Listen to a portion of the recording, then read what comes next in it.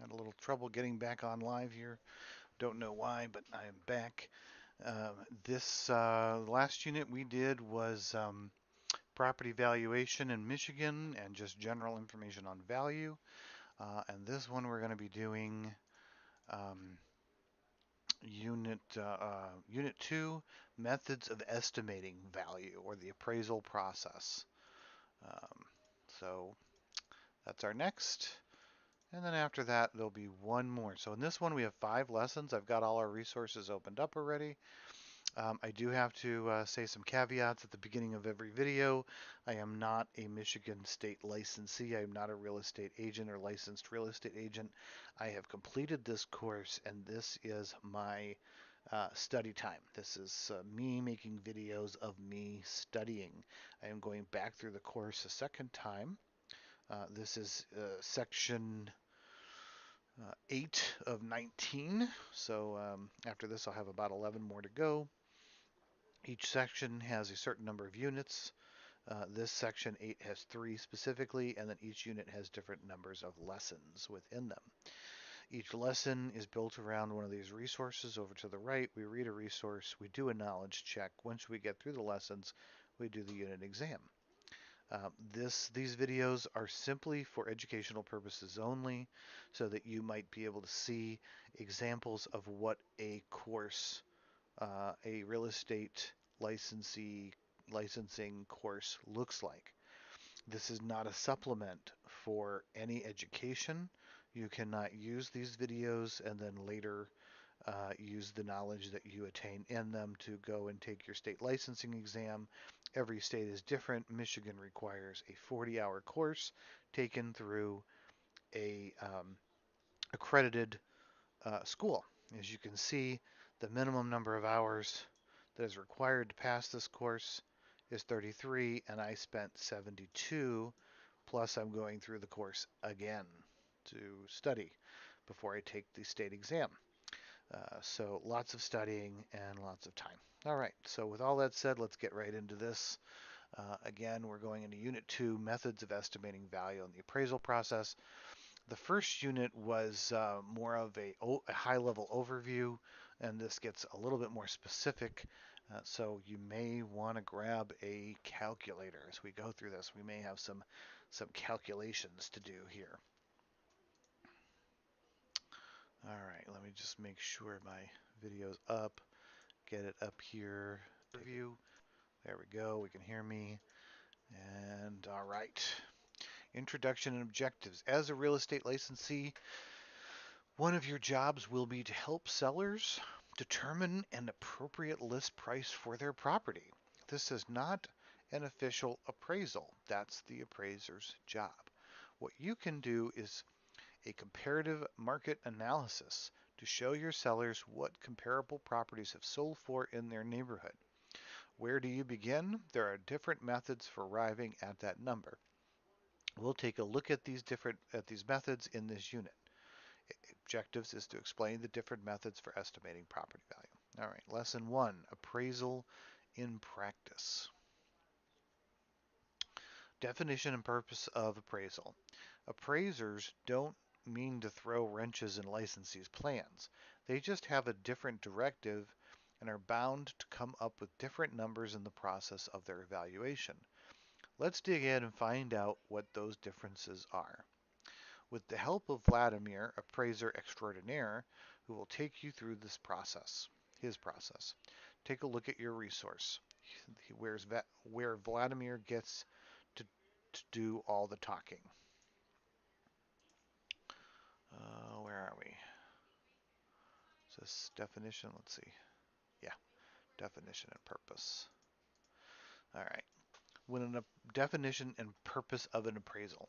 When an appraisal is to be performed to determine the appraised value for a mortgage loan, an impartial third-party appraisal is ordered by the lender. Buyers, sellers, and lenders can also hire an appraiser to perform a property appraisal. Buyers may do so if they're purchasing a property and a lender isn't involved. Sellers may pay for an appraisal to help determine a price when listing a property for sale. Lenders may hire an appraiser to value a property that they hold in their own real estate portfolio. Appraisers hired directly by the buyer, seller, or lender are not acceptable for mortgage loan purposes due to anti-mortgage fraud regulations. While lenders are usually responsible for obtaining an appraisal in a transaction, they must go through an objective third party or they are setting themselves up for a fraud lawsuit. Appraisers versus licensees, the approach to value. Real estate licensees are responsible for helping buyers determine how much to pay for a property or for helping sellers determine the list price for their property.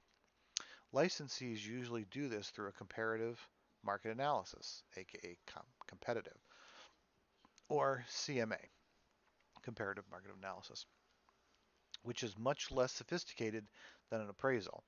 While the CMA and an appraisal both use recent comparable sales, the appraisal doesn't rely exclusively on those sales. Appraisers must follow a specific set of criteria that is somewhat dependent on the loan type and also uses their own best judgment determining a property's value. Why do an appraisal? Usually an appraisal is performed to determine value for underwriting a mortgage loan, but sometimes it's to price a property or to figure the worth for a charitable donation or for an estate. An appraisal is an unbiased opinion of the property's value because the appraiser has no horse in the race. The appraiser used for a mortgage loan isn't handpicked by anyone. It's a random selection, often not even by the lender, but by a company hired by the lender to, to preclude the possibility of the appraiser and seller or broker or any other party colluding to artificially inflate the appraised value. Only certified appraisers may evaluate properties for mortgage loan underwriting. Appraisal versus CMA, how value is determined. So what certified appraisers do is perform an appraisal, also called a formal appraisal or evaluation. An appraisal is the opinion or estimate of value of a particular property as of a particular date. Market value is part of the equation, part of what the appraiser is trying to determine. However, it's more complex than that. In addition to using age, square footage, location, and recent sales, all the things agents use to prepare a CMA, appraisers also consider the cost to replace the property. Market value isn't as important to lenders as replacement cost is. Lenders want to know an impartial value to determine and and to determine an acceptable loan amount. I think it's supposed to be and, not and. An acceptable loan amount. Can they safely lend on it? And if they do lend on it at the agreed upon sales price and the buyer defaults on the mortgage, will they lose their shirt? By contrast, a CMA, or broker's price opinion, which we'll discuss later, are more informal. Licensees may not use the term appraisal to mean the CMA or BPO, and real estate licensees cannot perform formal appraisals unless they're also licensed as an appraiser. Market value. What's market value? Market value, aka fair market value, is the estimated amount, someone's opinion, of what the property would sell for, taking into consideration its value. This is basically what your seller or anyone else thinks it's worth, and it varies greatly because a valuation feature to one person might not be valuable to another. A valuable feature to one person may not be valuable to another. Market price is related, but a little different. Market price is the amount that a buyer paid and what the seller accepted for a property. You estimate the market value in order to hopefully set the right market price to a list property. Sellers might be disappointed because, for one reason or another, the market price they're able to get for their property might be below what they think the market value should be. When looking at fair market value, it's implied that both parties would be acting in their own interests in an effort to get the best sales or purchase price available possible and would be acting without duress under normal market conditions. Market value also assumes that the property had decent exposure to the open market. Appraisers determine market value as of a specific date. An appraisal today can and likely will be different than an appraisal in 6 months. The appraiser's valuation will also consider cash equivalency, meaning the buyer is not trading a boat for a house. He's either paying cash or getting typical financing. Other types of value. There are multiple ways to determine value, depending on the circumstances. Sometimes a buyer will want to know the investment value. Can he get the sale of return he expects? An insurance company will want to know not want to know the insured value if the house goes up in flames, and what will be the cost of replacing or rebuilding it. A thing is only worth what it's worth to someone else. So, value in use is what a property is worth to the person using it. Let's say you have a family estate that has a lot of history behind it. Its value in use will be higher to members of that family than it might be to a typical buyer. Then there's assessed value, the value placed on a property by local taxing authorities. Typically, that's 80 to 90% of the market value. The tax jurisdiction then uses that assessed value to calculate the property taxes. Property is usually assessed on a regular basis every 2 years to ensure that the values used are current. Appraisers look at assessed value, but it doesn't play a big part in the appraisal process.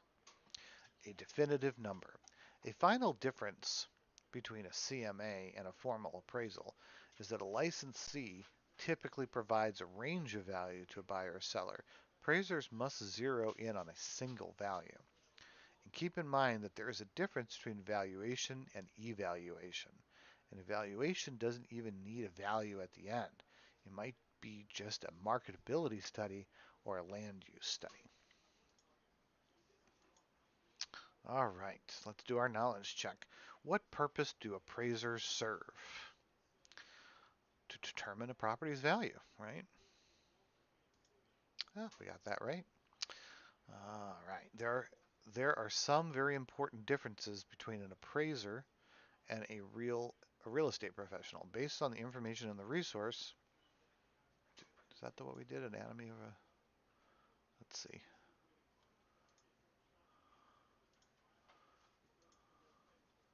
Let's see if we're looking at the same thing. Nope, we got to look at this one.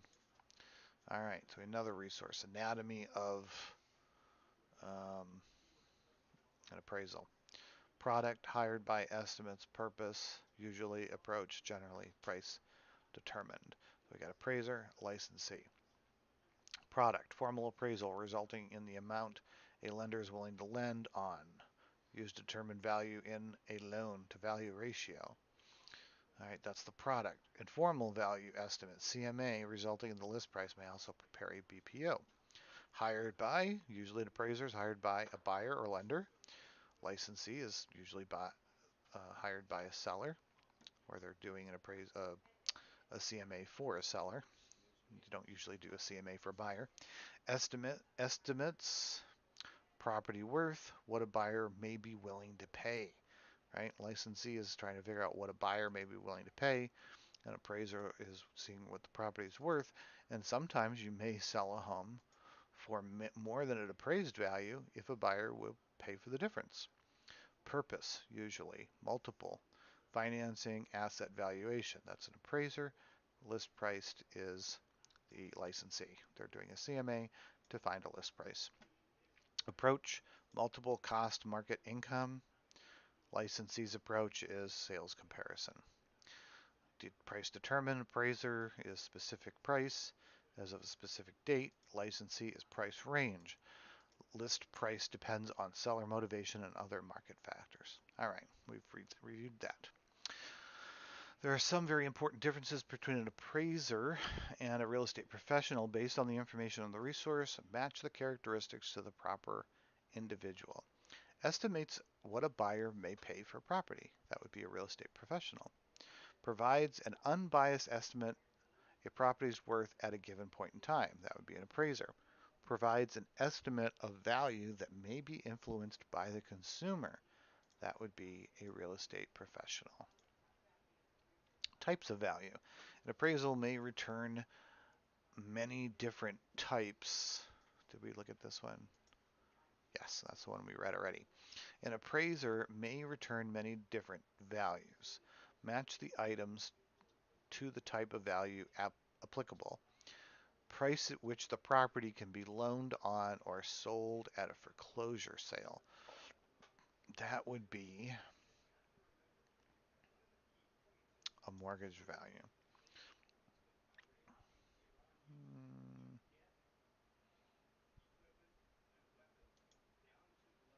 Hmm. Let's see. Of greatest importance to a lender, mortgage value, investment value, insured value.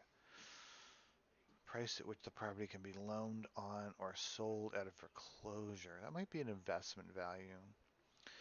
Of most interest to real estate speculators. Say investment value on that one. Cost to replace or rebuild a property. That would be insured value. Value of importance to insurance company. Insured value. So yeah, of most interest to real estate speculators, I would say that's an investment value. Lender would be a mortgage value. Price at which the property can be loaned on or sold at a foreclosure. Kind of stuck between mortgage and investment. I think I'm going to get that wrong, but let's take a look. Yeah, that's the one we got wrong. All right, let's try that one again. So we're going to say that's the mortgage value, not the investment value. Great importance to a lender, mortgage, most important interest rate to real estate speculators, investment, cost to replace or rebuild, insured, value of importance to insurance, insured. Let's see. Yep, we got that right now. All right. Price of which the property can be loaned on or sold at a foreclosure, mortgage value. All right. Vladimir says lots of people are confused by the term appraisal, valuation, and evaluation. Do you know the difference? Match the description. Unbiased estimate of value of a specific property on a specific date. That is an appraisal. Process of forming an opinion of a property's value. I would believe that's a valuation. A study of property that doesn't necessarily return a price of value. That would be an evaluation. All right, good deal. All right, we got flashcards here. We're gonna keep going. We're not gonna look at our flashcards. That's just a review of everything that we've gone through. Okay, we're going to Unit 2. Lesson 2. Valuation process of the USPAP. United States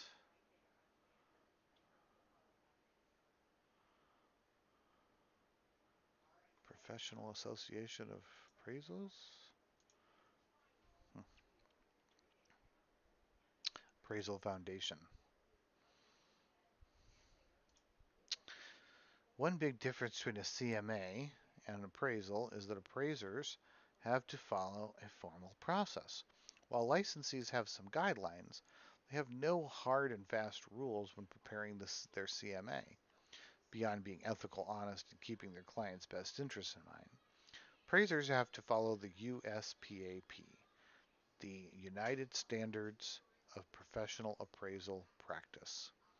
Follow along in your resources. Vladimir, the appraiser, walks you through how USPAP applies to appraisals. All right, valuation.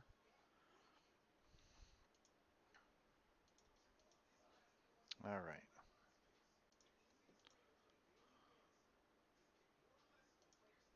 I look at that, and then we got to look at valuation flow chart. Okay. The appraisal standards of the Appraisal Foundation, a national group of representatives from all the big appraisal and related organizations, created the USPAP, the Uniform Standards of Professional Appraisal Practice. All licensed appraisers abide by the USPAP. So let me take you through my process. It's one that pretty much every appraiser uses. Step 1, state the problem. What's the purpose of this appraisal? What am I trying to solve? By defining the problem, it informs my approach. What kind of data I need to gather? Example, I had a War of the Roses situation a while back. Couple went through a divorce and he moved out. It took them 3 years to hash out the details. Based on their divorce settlement terms, I had to figure out what the house was worth 3 years ago when he left and stopped making payments. See what I mean? That's a whole different problem than, say, a lender wanting to know if a house is worth what the buyer agreed to pay for it. Step 2, list the data needed and where to find it. The data needed will obviously change depending on the problem I'm trying to solve. It'll also change depending on the property type, commercial or residential, multifamily or single family, condo or detached, old or new, yada yada. This is also all part of the problem statement. 3. Gather the data. This is a long step and it takes the most of my time. There are two types of data, and there are three approaches to valuation. So let's talk about that next. Types of data. General data, what's going on in the national economy, the region, the city, and the neighborhood. Demographics, income level, employers moving in or out, employment figures, cost of living, population growth or shrinking, all of that. Way different than a CMA or BPO, eh? Specific data, the site, positioning of the site, improvements, etc. Approaches for valuation. I gather general and specific data for the three approaches to valuation: sales comparison, cost of to reproduce, and income and expense approach. Step 4, determine the property's highest and best use. Next, I look at the property, not from how it is right now, but from the highest and best use. That means if there were no building there, what might be there instead? Usually for single family residents, high and best use is as it is right then. It's zoned for single family and it has single family. That's it. For commercial properties, highest and best use comes into play a lot. It's a warehouse now, but what if it were a 10-unit condo complex or a manufacturing plant? See what I mean? Even in residential properties, what if it could be a multifamily instead, or a single family instead of a single family? Sometimes that's possible.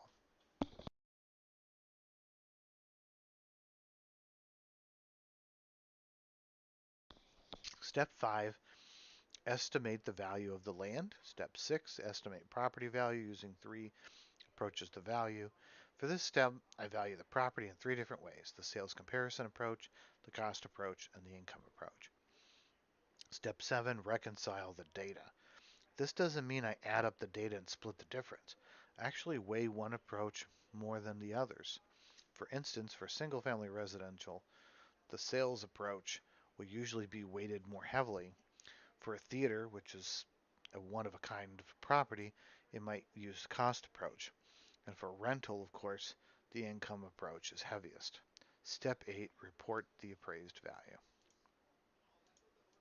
All right, this is the USPAP valuation chart.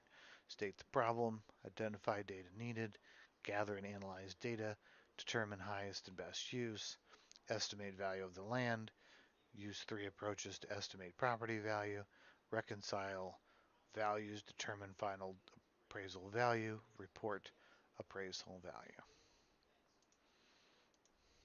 All right.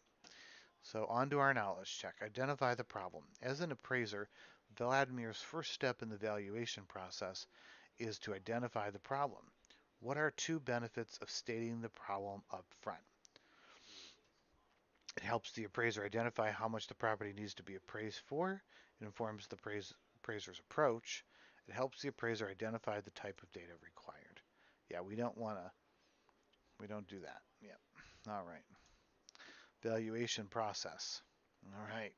Let's assume Vladimir has stated the problem, step 1 in the process. Put the remaining steps that Vladimir will take in order. All right, let's see here. Gather and analyze data. I think that's step 2.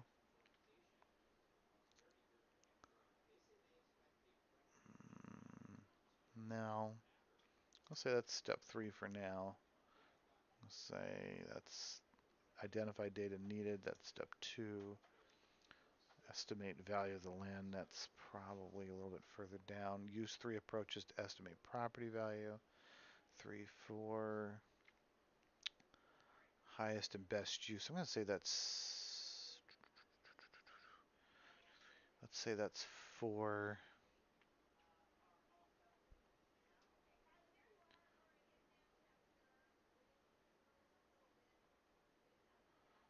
Let's see report data. Let's go back and look at our resource here. All right, so it was identified data needed was 2. Gather and analyze.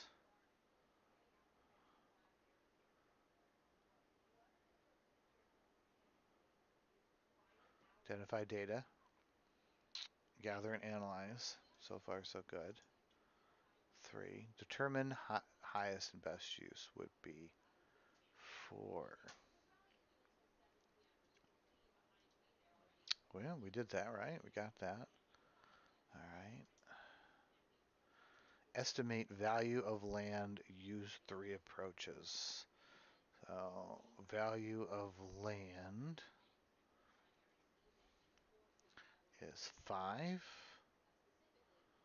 And that's 6. And our last one is going to be 7. Reconcile values to determine final appraised value. Let's see. Cool. Let's assume Vladimir has stated the problem. Step 1 in the process. Put steps 2 through 4 in order.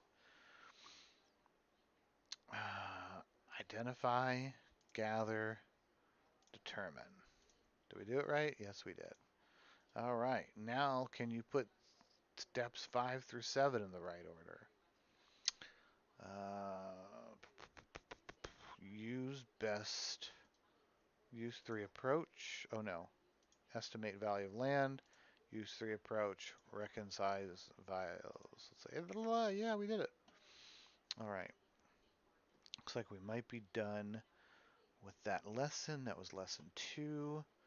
We're going to go on to lesson 3, the sales comparison approach. Now we're going to go through the 3 different approaches.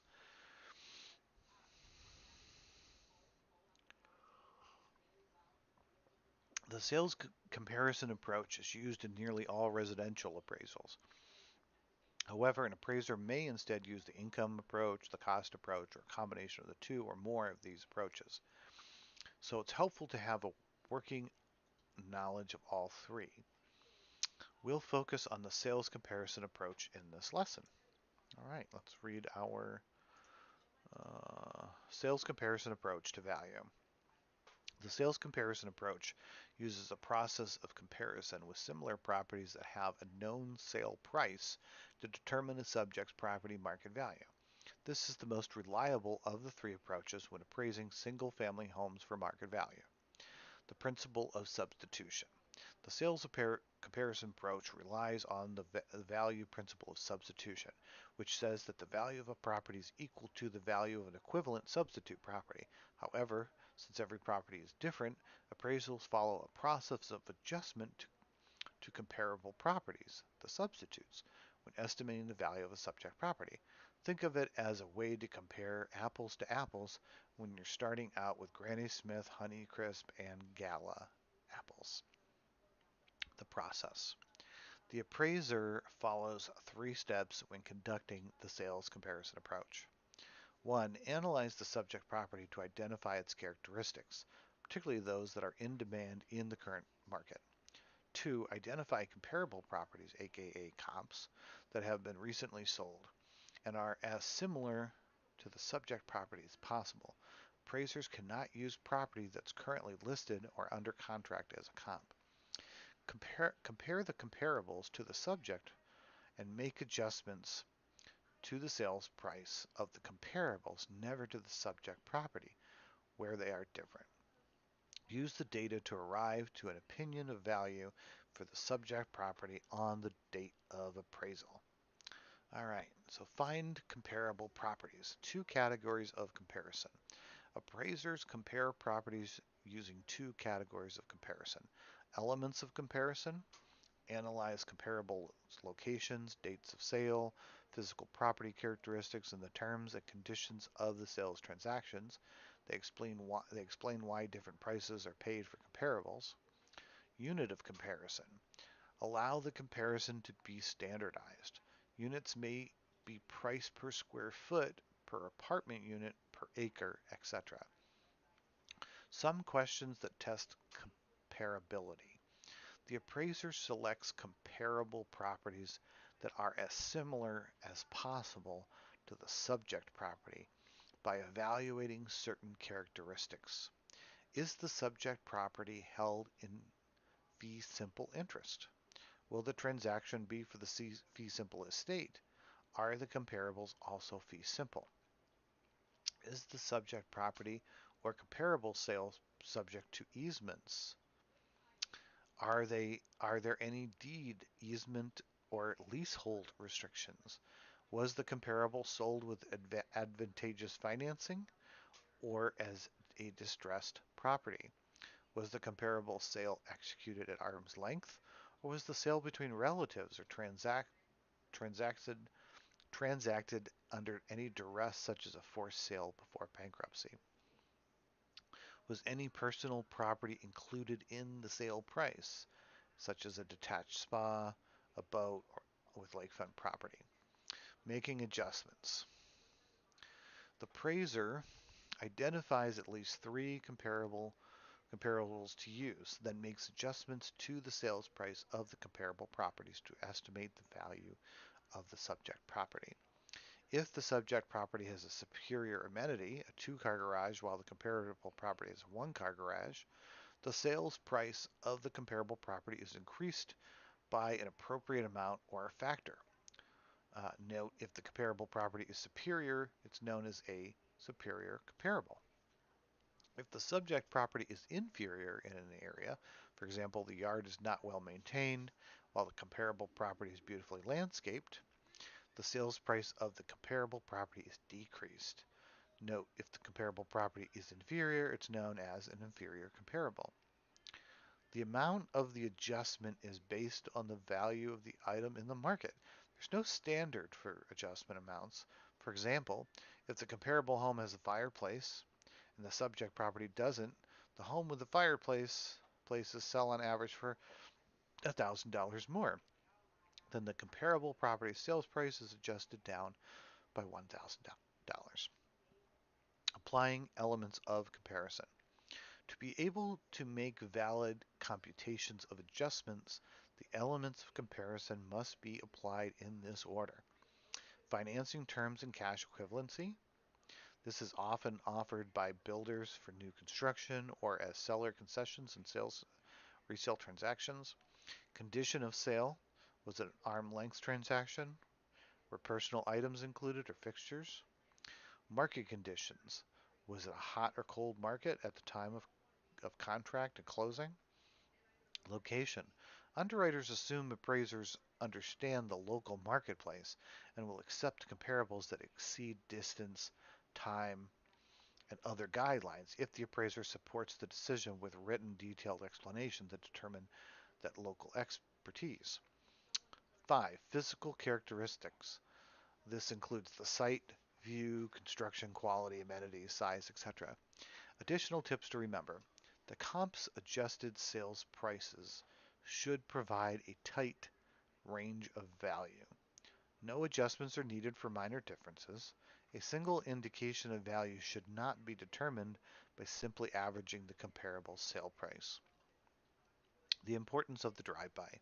Appraisers must at least drive by comparables, partially to uncover information not found in the records that will necessitate adjustment to the comparables. A drive-by can identify a new circular drive, evidence of foundation shifting, a worn-out roof, superior-inferior view, and traffic or other nuisances such as airport noise. Adjustments must be made to comparables for items like these. Another reason for driving by potentially marketable properties after the subject site visit is that it gives the appraiser the chance to place the subject property and comparables within the context of the neighborhood and the larger market. Often, a drive-by causes the appraiser to redefine subject neighborhood boundaries to capture properties more similar to the subject or to choose more suitable comparables. Bracketing. Lenders like to see the subject property bracketed in several ways. Bracketing is a process in which an appraiser determines a probable range of values for a property by comparing a group of comparable sales to the subject. The appraiser attempts to include both superior and inferior comparables using comparisons such as age, transaction price, etc. For example, comparables that are 5 and 15 years old bracket a subject that is 10 years old. But wait, there's more. Once the comparable adjustments are complete, the most weight may be given to one or two of the sales that are presented, or equal weight may be given to all when determining the final value estimate. This process is called reconciliation. All right, let's do our knowledge check. Sales comparison approach data. Each appraisal approach relies on something to help determine a property's value. What does the sales comparison approach rely on? Value of similar properties in the market. Yes. Ooh. Value principles. The three approaches are based on certain principles of value. On which value principles is the sales comparison approach based?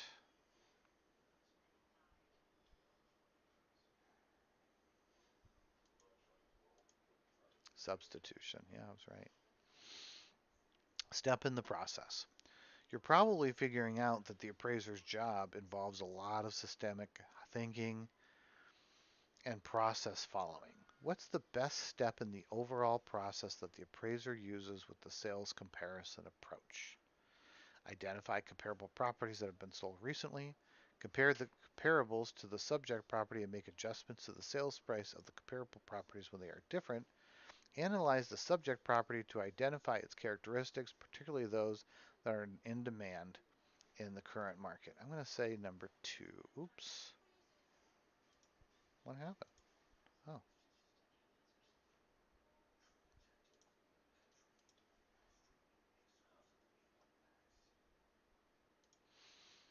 Hmm.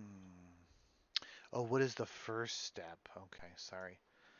All right. An appraiser will analyze the subject property first when using the sales comparison approach. What's next? Identify comparable properties of recently sold. Yes. After analyzing subject property, the appraiser will identify some comparable properties that have been recently sold. What's next? Compare the comparables to the subject property and make adjustments. That's exactly right. Well done. All right. To be able to make valid computations of adjustments, the elements of comparison must be applied in a particular order. Which element must be applied first?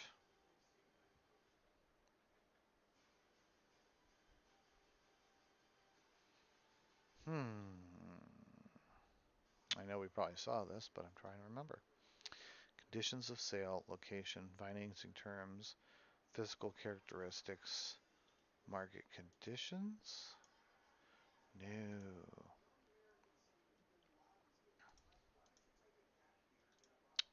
Oh, I'm just sitting here. Physical characteristics.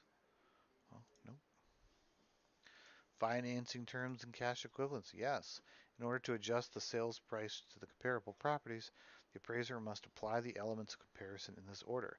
Financing terms and cash equivalency, condition of sale, market conditions, location, and physical characteristics. What are some of the factors an appraiser needs to consider when finding properties comparable to the subject property? Select yes for factors the appraiser will consider and no for factors they won't. or that aren't relevant. Property interest and rights. I don't think so. Seller buyer demographics, no. Physical characteristics, yes. Let's say maybe that's a yes. Yeah, that is a yes. Property interest and rights. Because again, if liens and those types of things can adjust it. Okay. Let's put some numbers on the features that an appraiser would adjust for in the sales comparison approach. For this example, the subject property has 4 bedrooms, 2.5 bathrooms, a 2-car garage, a finished basement, but no pool. A comparable has 4 bedrooms, 2.5 bathrooms, a 2-car garage, an unfinished basement, and a pool. The comparable sold for $350. Assume that a pool is valued at $3,000 and a finished basement is $15. Using these values, what's the market value of the subject property? So we got to take away. Subject property has a 2-car garage, finished, and no pool. So we got to take away 3,000 for the pool and add 15,000 for the. All right, so that's 365, 362. Yay.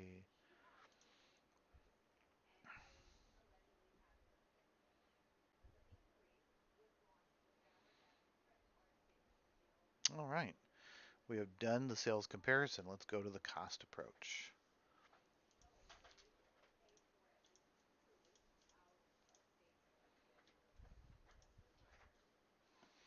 Now let's focus on the cost-based appraisal. Lenders sometimes require this approach, and appraisers sometimes rely on it for specific properties. All right. All right. Cost approach. The cost approach to finding appraisal value involves combining separate estimates of value for the building and the land to get the estimated value of the entire improved property. This approach measures value as a cost of production, including the acquisition of the land and the construction costs. It's reliably depends on valid reproduction cost estimates and appropriate depreciation estimates. This approach is best and most often used in non-income producing unique properties or special purpose properties, such as these circumstances: new construction of both residential and commercial property, unique properties such as highly energy efficient houses, residential acreage with excess land, historic houses, and high dollar houses with many amenities, or special use commercial uses such as hospitals, some manufacturing plants, hotels, schools, house of worship, and other single purpose properties. The cost approach is not used in condominium and cooperative properties and isn't used as often with older properties because accurately estimating depreciation is difficult. However, it's essential when pricing historic properties. Why? Because the depreciation is difficult to appraise, but the uniqueness of an of a historic property is likely to carry more weight than the difficulty of adjusting for depreciation. Fannie Mae doesn't require a cost approach, but many lenders do, particularly when appraising high value properties.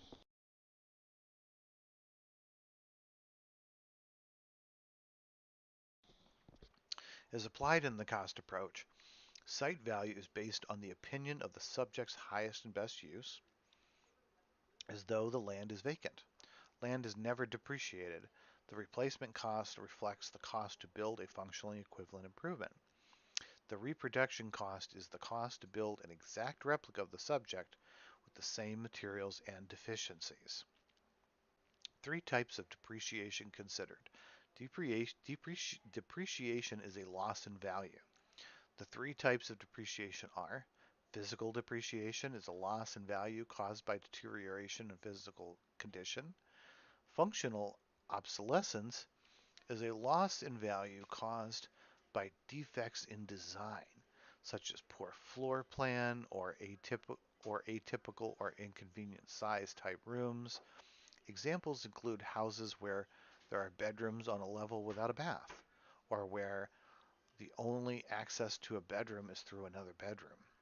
Exceptional depreciation or economic obsolescence is a loss in value caused by an undesirable or hazardous influence off-site.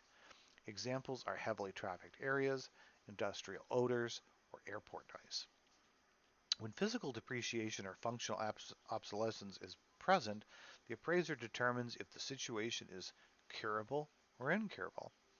Curable depreciation refers to an item that can be repaired or replaced, and where the cost to cure the item is less than or the same as the anticipated increase in the property's value after the item is cured.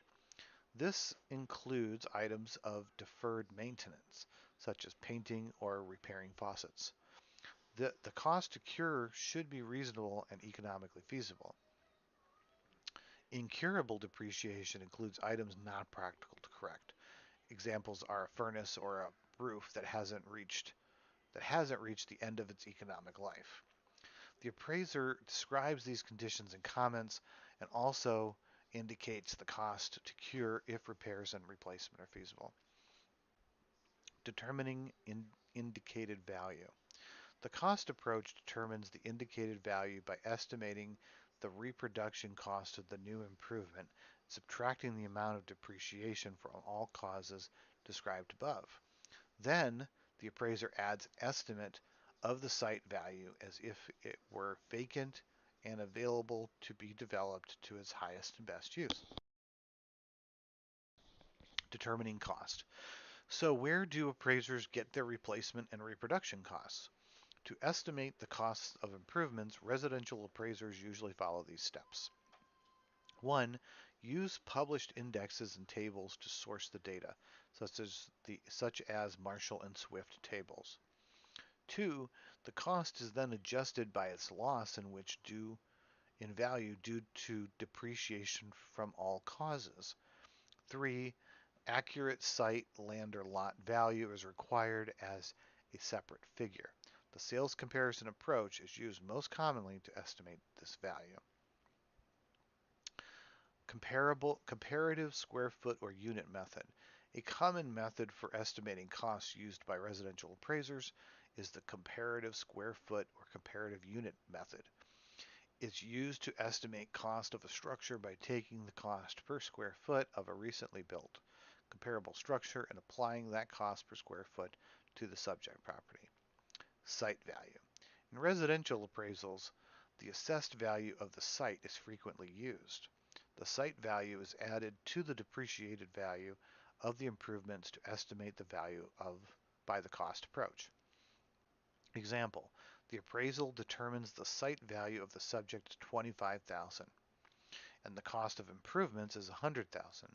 The incurable depreciation due to age of the improvements is $10,000. The curable estimate is $2,000, say for replacing fencing and broken gutters. No functional obsolescence was noted. The value estimate by the cost approach is $113,000. 25,000 plus 100,000 minus 10,000 minus 2,000 equals 113,000. All right, let's do our knowledge checks. Each appraisal approach relies on something different to determine value. What does the cost approach measure? Cost to rebuild the property. Yes.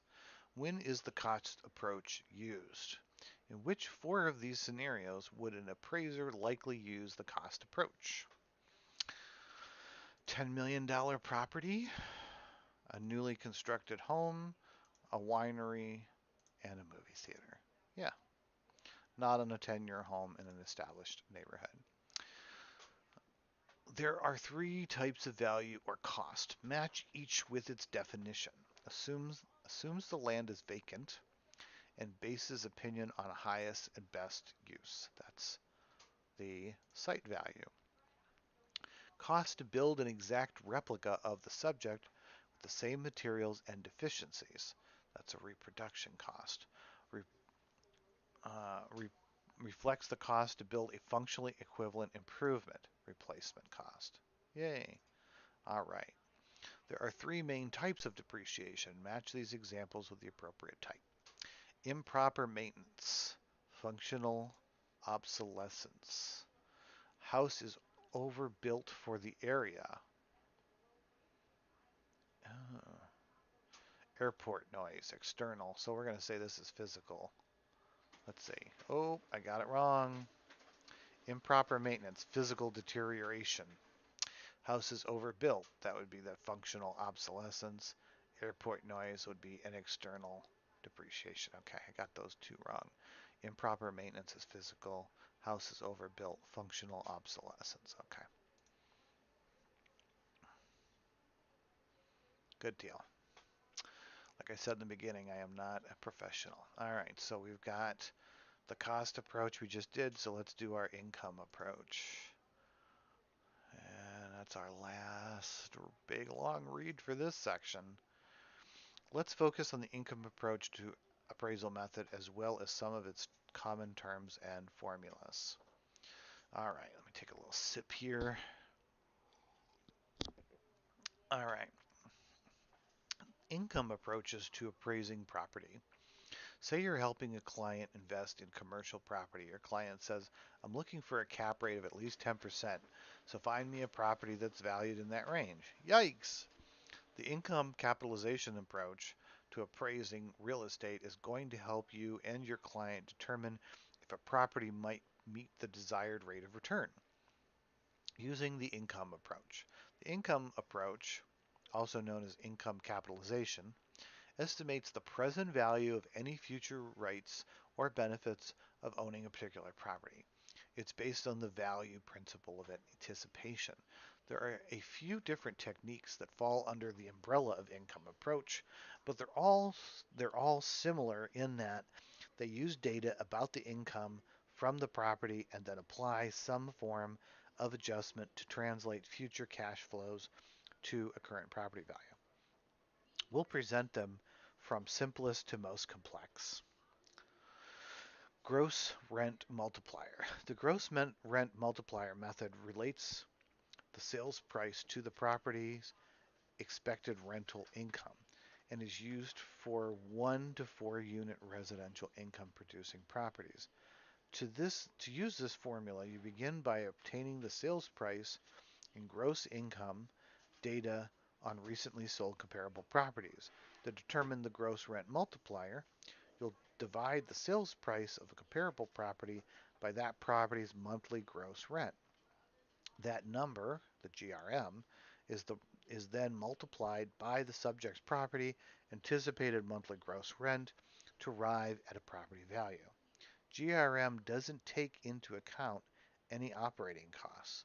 It's a rough estimate of how income relates to value and is best used for 1 to 4 family units where the primary use is a rental property because it's a rough estimate.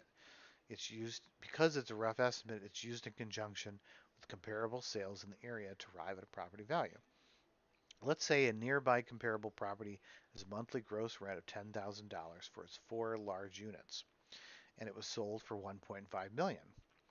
Since GRM equals price divided by monthly gross rent, that would mean GRM is 1.5 million divided by 10,000. GRM for this property is 150. Now, if your subject property, the one your client is thinking of buying, has 3 units and an anticipated monthly gross rent of 8,000, you can multiply that by the comparable GRM to approximate the subject's property value. That formula is value equals rental income times GRM.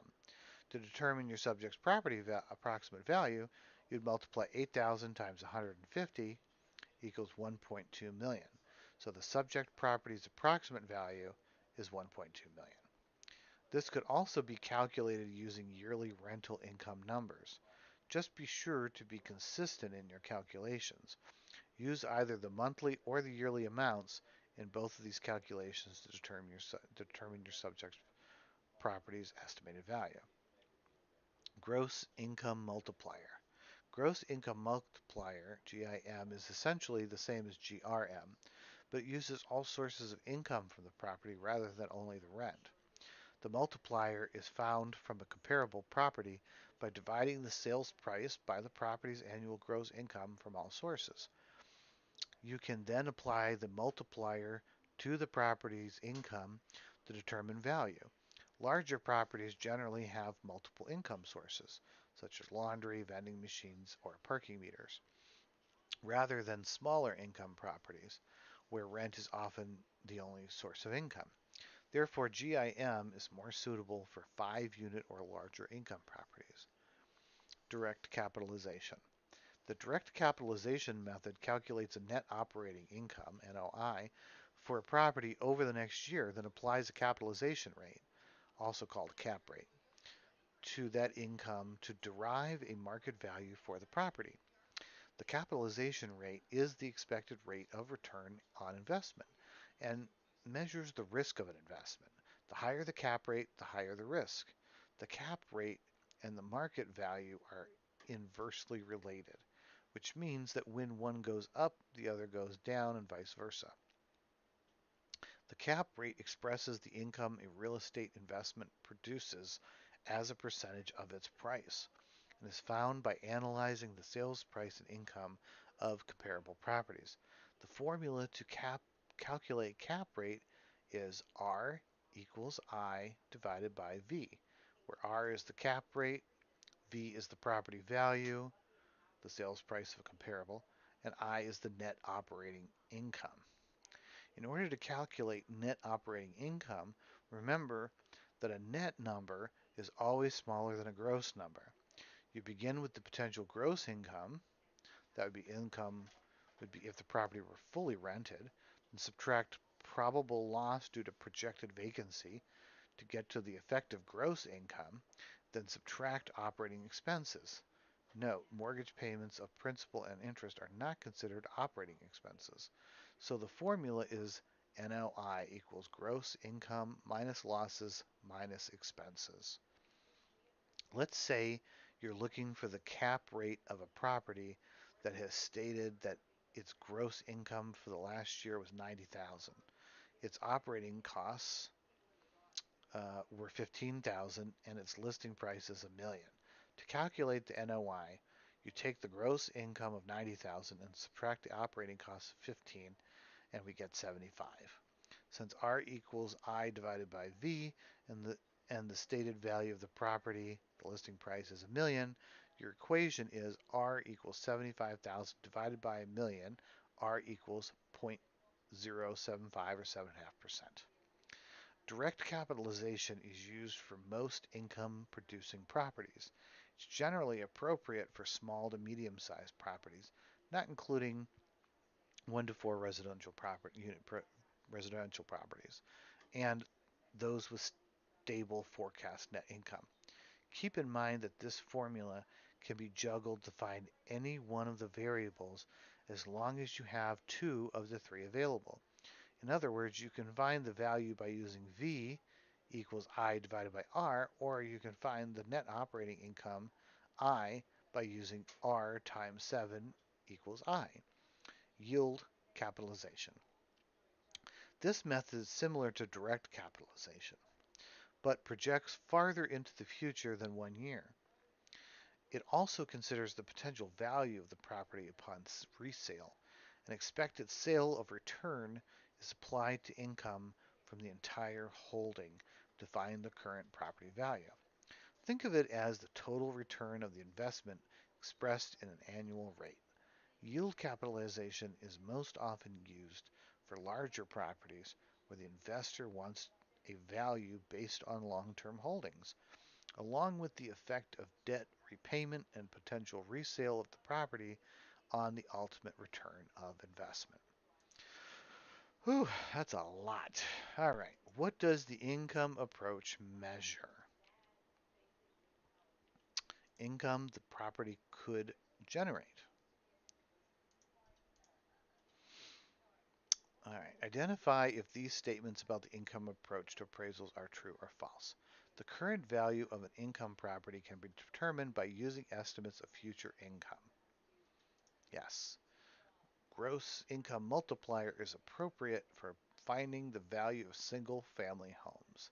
No. A cap rate is a factor that shows the income a property produces in relation to its price. Yes. Capitalization methods of the income approach use gross income rather than net income in their assessed values. I think that was no.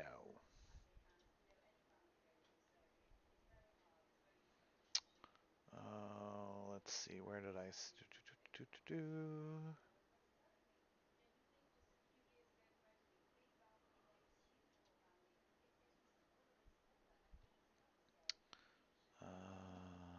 see, we just read that. The cap rate. The cap rate.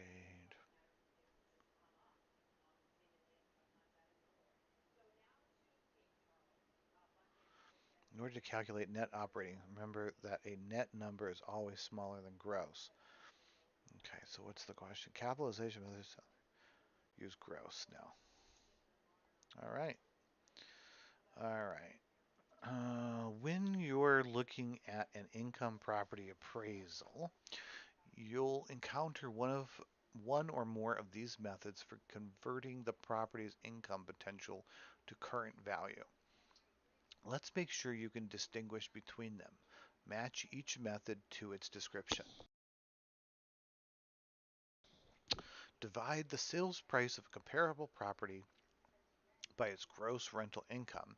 Use the result on the subject property to determine a value.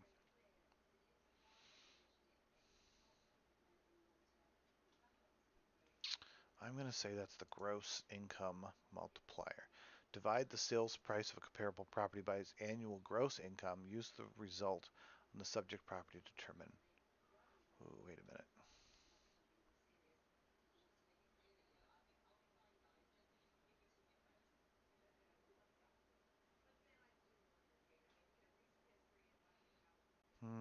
Let me go down. Calculate the projected net operating income for a property over the next year, then apply a capitalization rate. That's direct capitalization, I believe. Apply an expected rate of return to income from the entire holding period to find the current property value. Okay, we got to go back up here. Divide the sales price rental. Okay, that's the gross rent. Divide the sales price of the gross income. That's your gross income.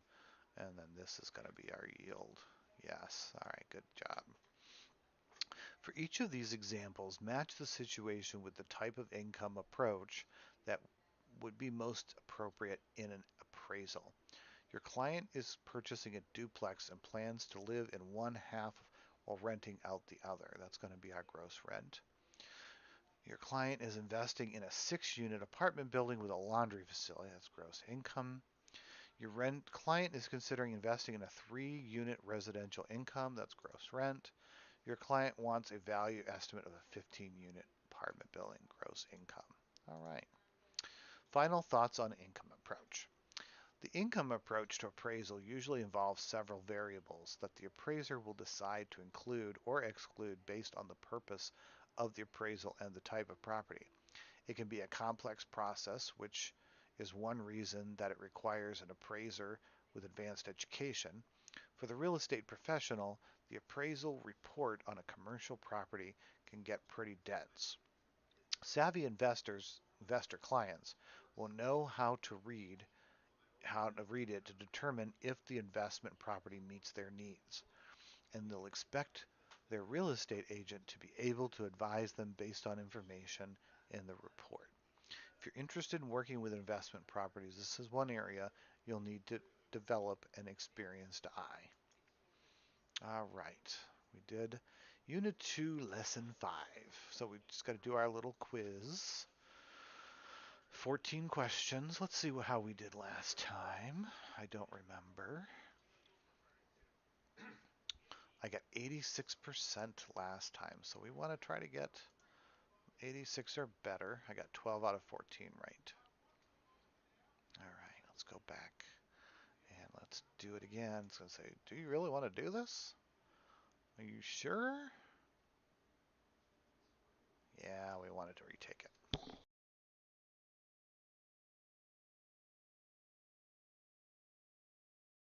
All right. When appraisers look past how a property is being used to determine a more optimal function, what are they determining? They are determining the highest and best use. What types of value is of interest to taxing authorities? That's our assessed value. Of which principle of value is the sales comparison approach based? Sales comparison. Yeah, this is where I'm going to have a hard time here.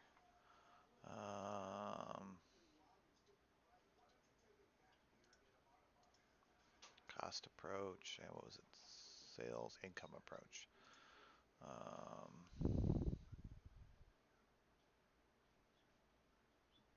Okay, this is all right. Anticipation, conformity, substitution. I'm going to say substitution.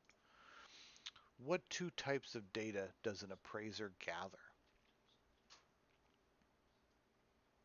Computer and handwritten, general and specific, old and new, related and non-related. Let's say general and specific.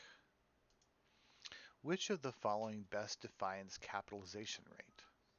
The expected rate of return on investment, the rate at which assets depreciate over time. No, the rate of capital recapture, the value on a business as an investment.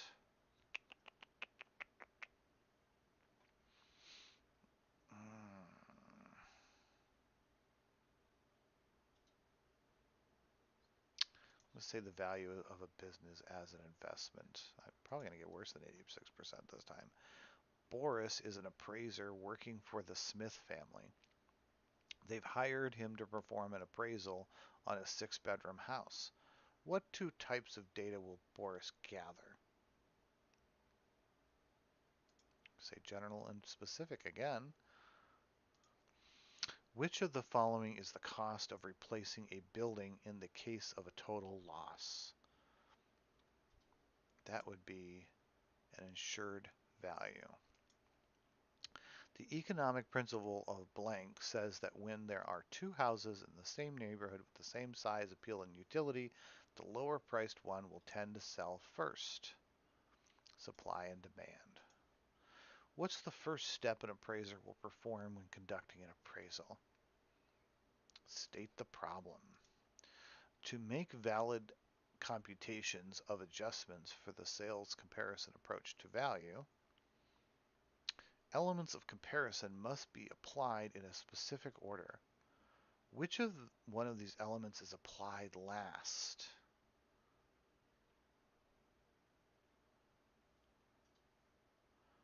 Location, market conditions, physical characteristics. I'm going to say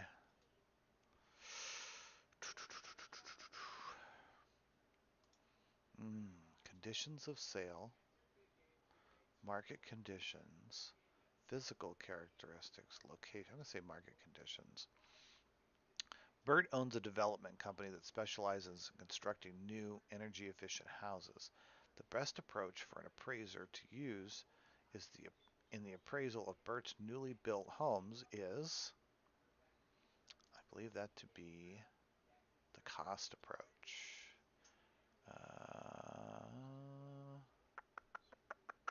It's not income, not sales comparison. No, cost. Let's do that. Identifying the purpose of the appraisal leads the appraiser to do what next?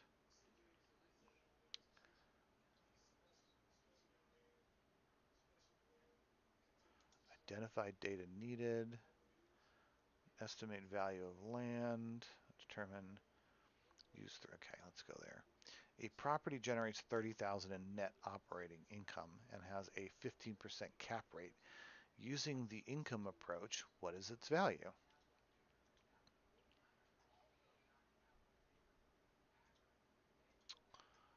Ooh, 15%. 30,000 is 15% of what?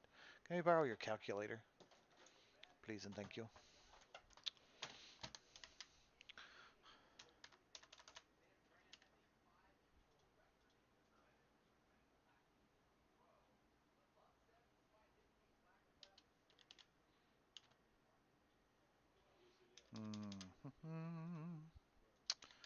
200,000 divided by 0.085.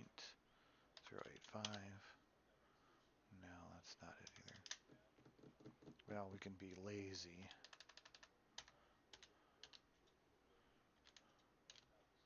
Yeah, be 200,000. What's another term for evaluation that's an unbiased opinion in value? Formal appraisal.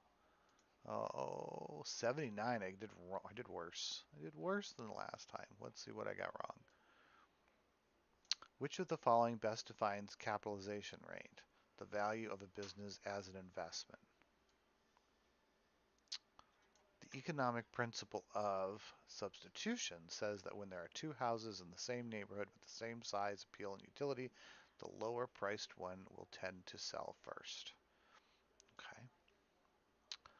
To make valid computations of adjustment for the sales comparison approach to value, elements of comparison must be applied in a specific order. Which of these is applied last? Market conditions, physical characteristics. All right, well, didn't do as well as I would like to have, but that's okay. Appraisals are a complicated thing. All right, so we have one more, and this looks like it's going to be a nice short one. I am going to take a break here for some lunch and to give my brain and my mouth a little bit of a break here. But looks like we don't have too much to go through. Got some good reading here. Did I go for that one? Yeah. Lots and lots of reading, as usual. How did you do on that test? 79, and I did 86 the last time. How'd you do 79 as well? Yeah. All right. Thank you for listening in. I'm going to be starting up again if you're watching the live stream, which you're probably not because nobody is, so I can just stop that. But we'll be doing Unit 3 next, the comparative market analysis, and that'll be probably in about a half hour after I eat some lunch. And then we will